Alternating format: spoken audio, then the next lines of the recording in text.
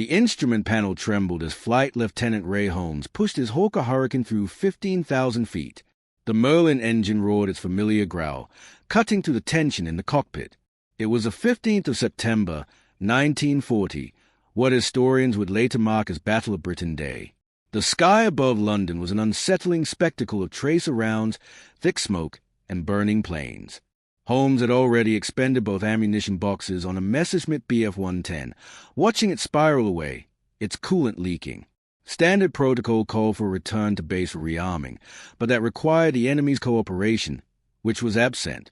Ahead and slightly above, a Dornier Do-17 bomber flew steadily toward central London. Luftwaffe crews referred to it as a flying pencil due to its slim fuselage. Holmes could clearly make out its cruciform tail and the black crosses stark against its camouflage. Inside that bomber sat 1,000 kilograms of high explosives destined for critical targets in London, perhaps the docks, Buckingham Palace, or one of the many locations identified by intelligence as prime target for destruction that afternoon. The Dornier's pilot, seemingly unaware of Holmes's approach, held formation and continued flying in a straight line. Holmes hit both gun buttons, but only the sound of hollow clicks filled his ears. Empty. His guns had run dry. Not a single round remained from the 260 he'd launched with 40 minutes earlier from North Weald Aerodrome. The situation's harsh reality struck Holmes like a blow. The Dornier was cruising at around 180 miles per hour, and at the current trajectory, it would reach London's urban sprawl in about 4 minutes. Holmes scanned the sky for any fellow fighters. The nearest Hurricane was 2 miles away, busy with its own target. No one would be able to intercept this bomber in time. Fighter command doctrine stated that in situations like this, a pilot should withdraw, return to base, rearm, and rejoin the fight. Losing experienced pilots to futile heroics would serve no strategic purpose, especially considering the RAF's dwindling pool of less than 700 fighter pilots. Yet, Holmes didn't pull away. Instead, he pressed forward, closing the gap to 200 yards. His mind raced through angles and calculations not covered in any manual. The Dornier's defensive armament included a dorsal gunner, who would likely open fire if Holmes got too close. But with no ammunition, his only option was to close the gap. The crew of that bomber had families in Hamburg or Munich who wanted them home, just as Holmes had a wife waiting for him in Cudden. One of them would lose this encounter. London lay beneath him in the late afternoon light. With 7 million people, the docks, hospitals, and underground stations packed with civilians seeking shelter. The previous week, Holmes had flown over the East End, witnessing entire streets obliterated, craters where Holmes once stood. The newspapers called them incident to maintain morale, but pilots saw the truth. Each bomber that reached the city delivered destruction. The Dornier flew on, steady in its course, likely assuming the Hurricane would break off since its guns were empty. Holmes knew the assumption was reasonable, logical, but he had already made up his mind. With no ammo, perhaps the Hurricane's 3,000 kilograms could make the difference. He pushed the throttle forward to combat emergency power, aiming for the Dornier's tail. Holmes was no reckless aviator. At 25, from Liverpool, he had joined 5004 Squadron as a sergeant pilot in 1938, before the RAF even flew monoplanes. By 1940, he had accumulated over 600 hours of flying time, more experience than many of the fresh pilots arriving each week. His logbook showed a cautious, disciplined approach, someone who meticulously checked his parachute straps and always made it home. But now, his actions defied that methodical nature.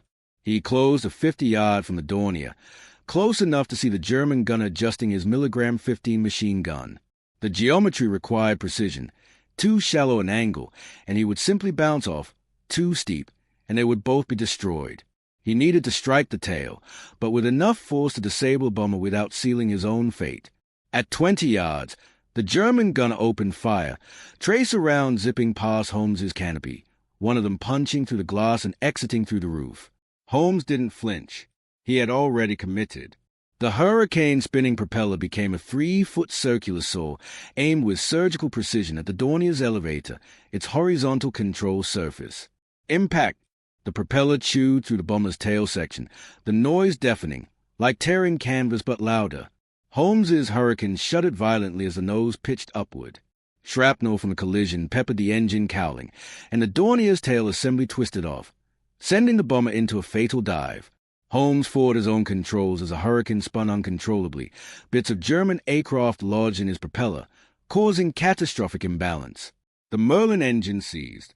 Holmes was now gliding, falling rearly, over London, his Hurricane handling like a shopping trolley. At 8,000 feet, he unstrapped and rolled the aircraft inverted, ejecting himself at 5,000 feet. His parachute deployed just in time, and he watched his Hurricane crash near Victoria Station as the Dornier plummeted into Victoria Railway Station itself, its bombs mercifully failing to detonate. Holmes's action became a landmark in IAF history. His squadron commander, Wing Commander Douglas Bader, famous for his aggressive tactics, described the ramming as effective use of an aircraft as a weapon when ammunition is exhausted. Not reckless, not suicidal, but effective. The report was sent to Air Vice Marshal Keith Park, the head of IAF Fighter Command. Park, who had witnessed the devastating losses during the Battle of Britain, did not condemn Holmes's actions. Instead, he called each squadron commander and presented a scenario. If a pilot exhausts his ammunition and no other fighters are available, what should he do? The answer was clear. The choice was left to individual pilots, but Fighter Command would no longer court-martial survivors who made Holmes's decision. Within days, word spread throughout the squadrons. The pilot who had rammed the Dornier over London wasn't just a survivor. His tactics had been endorsed. The reality of Fighter Command's casualty ledgers was grim. Between the 8th of August and the 18th of September 1940, 295 pilots had been killed, with another 171 too seriously wounded to continue flying. The replacement rate was insufficient. Holmes's decision, though unorthodox, had highlighted the harsh realities of battle, and in doing so, altered the course of the war in a way that could never be measured in simple numbers. Air Chief Marshal Hugh Dowding, leading Fighter Command from Bentley Priory, was confronted with a grim reality, one that left no room for hope. At the current rate of attrition, his experienced pilots would be gone by November. The Luftwaffe was well aware of this. Winston Churchill understood it, too. The situation worsened when considering what those pilots were defending. Intelligence reports suggested that Reichsmarschall Göring had mobilized up to 800 aircraft across French and Belgian airfields, bombers, fighters, reconnaissance planes, all aimed at Britain's southern coast. In response, Dowding could field only about 650 operational fighters on any given day, spread across 46 squadrons. The Germans could afford to lose 3 aircraft for every British fighter and still maintain air superiority, and they were aiming for precisely that ratio. Operation Sea Lion, Hitler's invasion plan, lay in wait across the Channel. Aerial reconnaissance had photographed 1,900 barges assembled between Rotterdam and Le Havre, enough to transport 260,000 troops in the first wave. The Royal Navy would easily destroy those barges if they attempted to cross, but only if the Luftwaffe didn't control the skies. Naval ships could not operate under sustained aerial assault, as the Norwegian campaign had tragically demonstrated in April. Everything depended on Fighter Command holding air superiority over the Channel and southern England. Every German bomber that reached London, Coventry, or Southampton represented a tactical defeat. While each successful raid killed civilians, it was more importantly a demonstration to German strategists that Britain's air defenses had vulnerabilities. The invasion remained a viable option, and that realization kept German hope alive, hope that Britain could be bombed into submission. Churchill's famous speeches about fighting on beaches and landing grounds meant little if the IAF couldn't prevent bombs from falling on those very beaches and grounds. Dowding understood the brutal arithmetic that peacetime military doctrine had never anticipated. A Hurricane cost $6,000 to build, about 14 months' salary for a skilled factory worker. Training a replacement pilot cost $10,000 and took at least 6 months, often longer to develop combat proficiency. A Dornier Do-17 bomber cost the Germans roughly 250,000 Reichsmarks and carried a crew of 4, each member representing months of specialized training. But that bomber could drop 1,000 kilograms of explosives onto factories producing Hurricane parts, or power stations supplying electricity to aircraft manufacturers, or even residential areas whose continued destruction could break civilian morale. The real exchange rate wasn't fighter versus bomber. It was future production versus immediate threat elimination. In this relentless war of attrition, Group Captain Keith Park's 11 Group, defending London and the southeast, bore the brunt of the pressure. Pilots flew 4 or 5 sorties a day, scrambling as soon as radar detected incoming raids. They landed, refueled, rearmed, and took off again, often eating cold sandwiches in the cockpit as ground crews worked tirelessly. Fatigue was just as deadly as enemy fire. Pilots fell asleep during debriefings. Some crashed while landing because exhaustion slowed their reactions by fatal fractions of a second. Amidst this grinding attrition, Holmes's ramming attack introduced a new element that conventional tactics hadn't considered. If a pilot ran out of ammunition, which became increasingly common as combat prolonged and grew more desperate, the pilot himself became a last resort weapon. Not a suicide weapon necessarily. Holmes survived, but a weapon nonetheless, one that couldn't be mass-produced in factories or trained in schools. It was a weapon of sheer will and desperate calculation. Fighter Command had to choose: condemn these actions as violations of regulations, or recognize that peacetime regulations no longer applied when survival of the nation depended on decisions made by pilots in split seconds at 15,000 feet. The physics of intentional aerial collision defied everything pilots had been taught. Aircraft structures, whether British or German, were made of aluminum alloys stretched over tubular frames, engineering marvels designed to withstand aerodynamic forces, not concentrated impacts. A Hurricane's empty weight was around 2,400 kilograms, while a fully loaded Dornier weighed nearly 9,000 kilograms. According to Newton's laws of momentum and energy transfer, any collision between these two aircraft, closing at speeds over 300 miles per hour, would result in mutual destruction. Yet survival remained possible if pilots understood where to strike and how to approach. The key lay in asymmetric targeting, the bomber's tail assembly. The empennage tail section was the most vulnerable part of any bomber. The vertical stabilizer and horizontal elevators, which controlled yaw and pitch, were critical to flight control. Severing these made even an undamaged bomber uncontrollable. Meanwhile, a Hurricane's wing leading edge was designed to handle high-speed stress and could be used as a crude cutting tool. Engineers who examined Holmes's wrecked Hurricane after his attack noted that the propeller had absorbed the initial impact, shattering but dissipating enormous kinetic energy. It acted as a sacrificial buffer, protecting the engine mounting and forward fuselage structure. This observation proved vital. Pilots attempting ramming attacks began aiming their propellers at the bomber's tail surfaces. The propeller would break apart on impact, but not before it had cut through critical control surfaces. The approach angle was vital. A head-on ramming would result in mutual destruction, as closing speeds over 400 miles per hour would cause both aircraft to disintegrate. This was a suicidal tactic. The optimal technique involved closing the bomber from slightly below and behind, allowing the fighter's momentum to carry it past the impact point. This would be considered an oblique elastic collision, though elastic was an exaggeration. The fighter would sacrifice its propeller and engine but might retain enough A-frame integrity to survive. Another option was wingtip strikes, particularly effective against bombers in formation. A Hurricane's outer wing, while sturdy, was expendable. The primary wing spars were closer to the fuselage, providing structural integrity.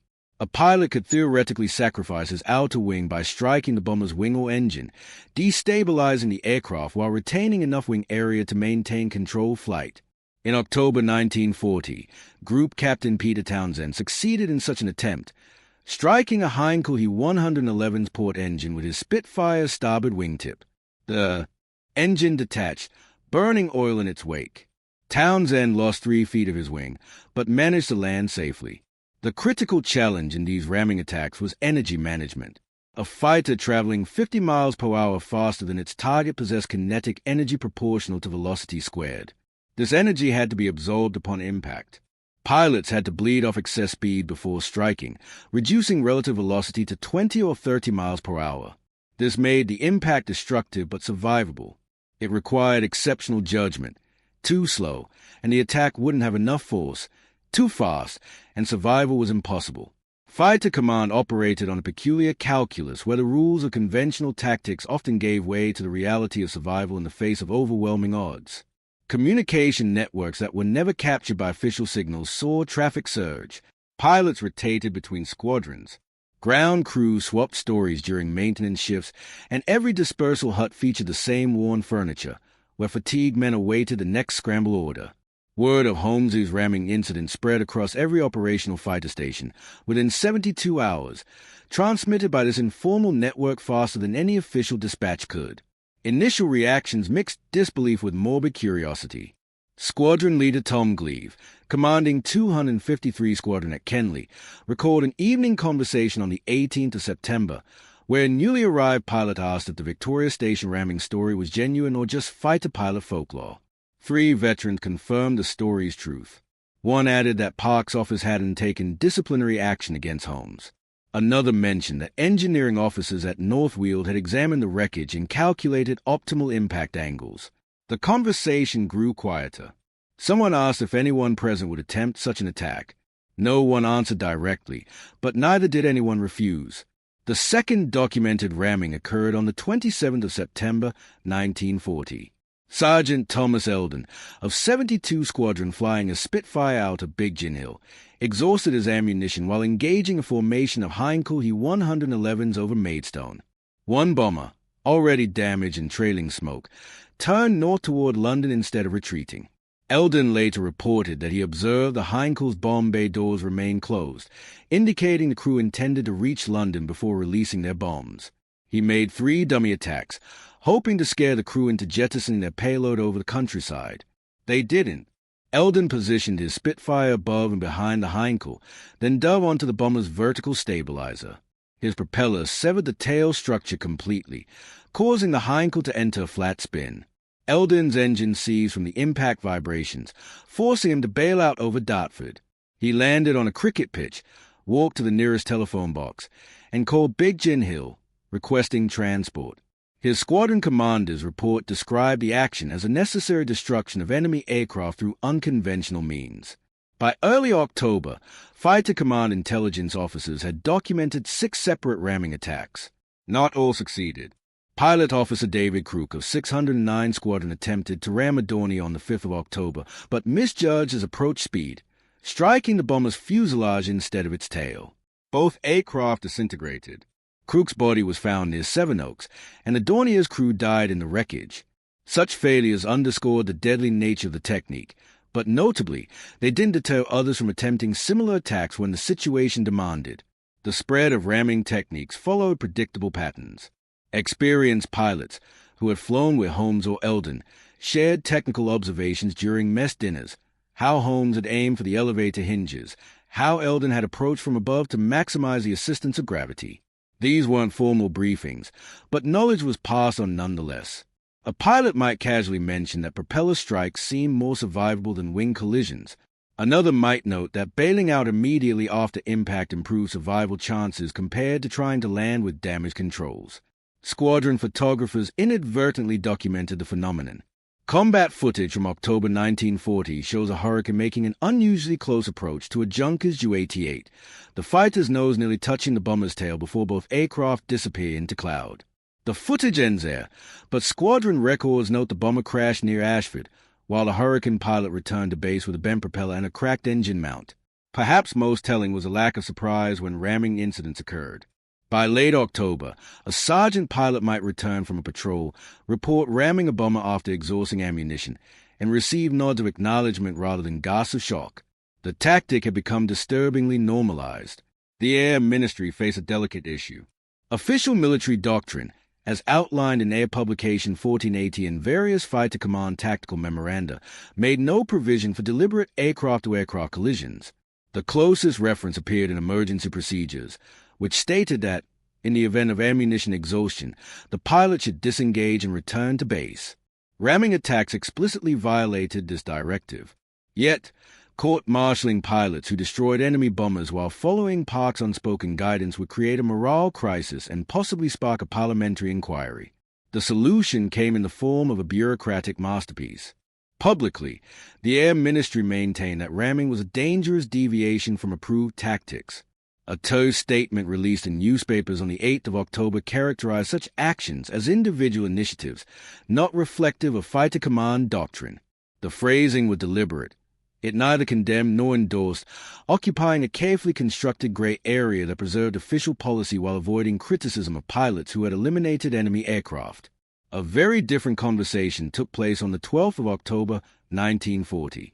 Wing commanders from 10, 11, and 12 groups were summoned to a conference at Fighter Command Headquarters, Bentley Priory. The meeting agenda, preserved in Group Captain John Willoughby D. Brooks' personal papers, included items such as pilot rotation schedules and ammunition conservation. The final item simply read Tactics Discussion, Miscellaneous. No minutes were recorded for this portion, but D. Brooks' diary entry for that evening was more revealing. Dowding asked pointed questions about scenarios involving ammunition exhaustion. Park described Holmes's incident in technical detail. Discussion followed on the mechanics of structural failure and survivability factors. No formal conclusions were reached, but the guidance was clear. Dowding, commanding Fighter Command, wasn't issuing orders. He was ensuring that squadron commanders understood that pilots attempting ramming attacks would not face disciplinary action, provided such attempt occurred only after ammunition exhaustion and against bombers targeting critical objectives. Squadron leaders translated this guidance into informal conversations. Flight Lieutenant James Lethart of 54 Squadron recalled an October briefing where his commanding officer addressed ammunition management, then added, almost offhandedly, that if a pilot found himself without ammunition and facing a bomber bound for vital targets, he should remember that his aircraft was much heavier than the bomber's tail assembly. The pilots understood. No one asked for clarification. Engineering officers received their own quiet instructions. After ramming incidents, they were to thoroughly examine the wreckage and document structural failure points, ostensibly for accident investigation purposes. However, the reports read more like targeting analysis. A technical memo from IAF Maintenance Unit 12 described how Hurricane propeller blades, when impacting aluminum control surfaces at specific angles, produce predictable catastrophic failure in the target structure while potentially preserving the attacker's A-frame integrity. This was an accident investigation. It was research on weaponization for survival. Pilots who successfully rammed bombers and survived received immediate medical evaluations, regardless of the severity of their injuries. The concern wasn't just physical trauma, but also psychological assessment. Medical officers had to determine whether the pilot could return to combat or whether the ramming experience had caused mental damage that would prevent further flying. Most pilots returned to operations within days. A few requested transfers to non-combat roles, and these requests were granted quietly, without prejudice to their service records. The Air Ministry also established an unwritten policy regarding decorations. Pilots who survived ramming attacks received. Recognition for pilots who performed ramming attacks was granted, but the citations carefully avoided mentioning the ramming itself. Holmes, for example, eventually received a Distinguished Flying Medal, but his citation highlighted repeated acts of gallantry and determination without referencing the Victoria Station incident. This omission was deliberate. Formally acknowledging ramming attacks would transform them from a desperate expedient into an approved tactic, which would require doctrinal revisions that peacetime regulations could not accommodate.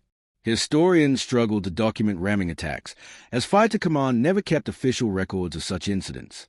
Combat reports used euphemistic language such as close-range engagement resulting in collision or target destroyed by unconventional means, which obscured what truly happened. Pilots who died in ramming attacks couldn't file reports, and survivors often downplayed their actions during debriefings, knowing that admitting to ramming might provoke uncomfortable questions. Reconstructing the actual number of ramming incidents requires cross-referencing squadron diaries, crash investigation reports, and witness statements from ground observers. Beyond Holmes's Victoria Station ramming, at least 4 other incidents from autumn 1940 were sufficiently documented to verify the details. On the 30th of September, Pilot Officer Eric Barwell of 111 Squadron engaged the Junkers Ju-88 over the Thames estuary. After exhausting his ammunition, Barwell rammed the bomber's starboard engine, tearing it from its mount. The Ju-88 crashed into the estuary near Sheerness. Barwell's Hurricane sustained catastrophic engine damage, forcing him to ditch in shallow water near Foulness Island. He scrambled from the sinking aircraft with only bruised ribs and mild hypothermia. The Ju-88 had been carrying 800 kilograms of explosives destined for London docks, ordnance that would have destroyed multiple warehouses and possibly killed dozens of dock workers. Flight Sergeant William Franklin achieved perhaps the most tactically significant ramming on the 15th of October. Flying with 603 Squadron, Franklin intercepted a Heinkel He-111 approaching the Portsmouth Naval Dockyard at dusk. Intelligence had warned that the Luftwaffe considered Portsmouth a priority target. The dockyard housed 3 capital ships under repair and served as the Royal Navy's main southern maintenance facility. After exhausting his ammunition, Franklin closed a ramming distance and drove his Spitfire's wing into the bomber's tail assembly. The Heinkel went down in Portsmouth Harbor. Franklin bailed out and landed in a residential garden, where a homeowner served him tea while they waited for military transport. The 3 capital ships at Portsmouth continued their repairs unhindered. Not all ramming attempts ended in success. On the 27th of October, Squadron Leader Kenneth Gillis of 616 Squadron attempted to ram a Dornier Do-215 over the Midlands industrial belt. Witnesses saw Gillis's Hurricane strike the bomber's fuselage instead of its tail, a fatal misjudgment. Both aircraft exploded at 9,000 feet. Gillis, 32 years old and with 7 confirmed victories, perished along with the Dornier's 4-man crew. Investigations into the crash debris suggested that the bomber had been carrying incendiary bombs targeting Coventry's aircraft factories. Those factories continued their production. The most controversial ramming incident occurred on the 7th of November when Sergeant Anton Glowacki, a Polish pilot flying with 501 Squadron, exhausted his ammunition while engaging a Heinkel formation over Southampton. Glowacki rammed the trailing bomber, destroying its tail completely. He successfully bailed out, but the stricken Heinkel crashed into a residential street in Southampton, killing 5 civilians when its bomb load detonated on impact.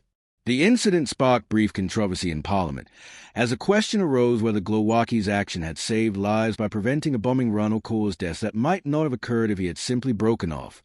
Air Ministry representatives argued that the Heinkel would have dropped its bombs regardless, likely killing far more than 5 people. The matter was quietly dropped. Calculating the total explosive tonnage prevented by ramming attacks requires estimation. The 5 documented ramming incidents involved bombers carrying between 1,000 and 2,000 kilograms of explosives each, approximately 7,500 kilograms in total. By comparison, the Coventry Blitz on the 14th of November, 1940 involved roughly 500 tons of high explosive and incendiary bombs, killing 568 civilians and destroying 4,330 homes. Every ton of explosives represented lives saved. The lifespan of ramming tactics in operational use lasted barely 3 months. By December 1940, technological advancements and shifting strategic realities made such desperate measures largely unnecessary. The factors that made ramming viable began to fade as Fighter Command's tactical situation improved, and the Luftwaffe underwent significant changes. One key factor was increased ammunition capacity. In November 1940, IAF armors began loading Hurricane and Spitfire ammunition boxes to maximum capacity, rather than using conservative loads at reduced weight. Squadron commanders also introduced stricter fire discipline training. Pilots were taught to close to 200 yards before firing, rather than opening fire at 400 yards, where most shots missed. These simple changes meant that pilots exhausted ammunition less frequently. Radar coordination also improved substantially.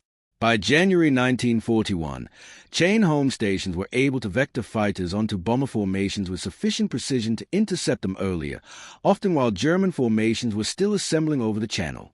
This gave IAF pilots more time to engage and, more critically, meant bombers face harassment throughout their entire approach rather than only in the final minutes before reaching targets.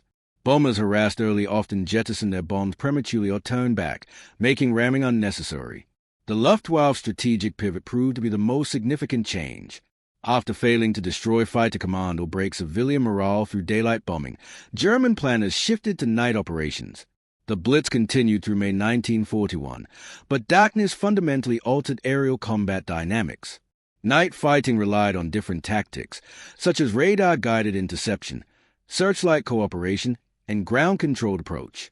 Ramming became impractical in the dark, where pilots could barely see their targets, let alone execute the precise positioning required for successful ramming.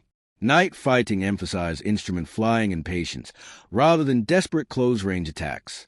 Fighter Command's numerical strength also recovered. Training schools that had struggled to produce 280 pilots per month in September 1940 were graduating 350 by February 1941. Simultaneously, Luftwaffe losses mounted. The Germans lost approximately 1,800 aircraft during the Battle of Britain, a loss they could not rapidly replace due to production bottlenecks and competing demands from the Eastern Front after Operation Barbarossa commenced in June 1941.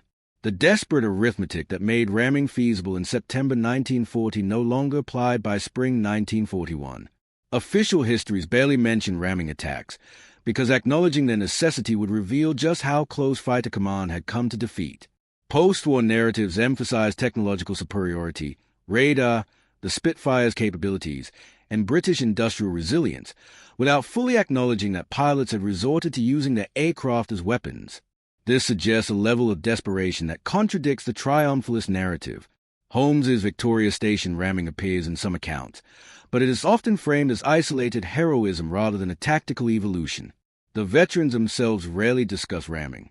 Those who survived it typically describe the experience as a terrifying necessity rather than an act of gallantry. Holmes, interviewed decades later, characterized his decision as the only thing that made sense at the moment rather than conscious heroism. He had seen a bomber heading for London with no other way to stop it. Simple as that.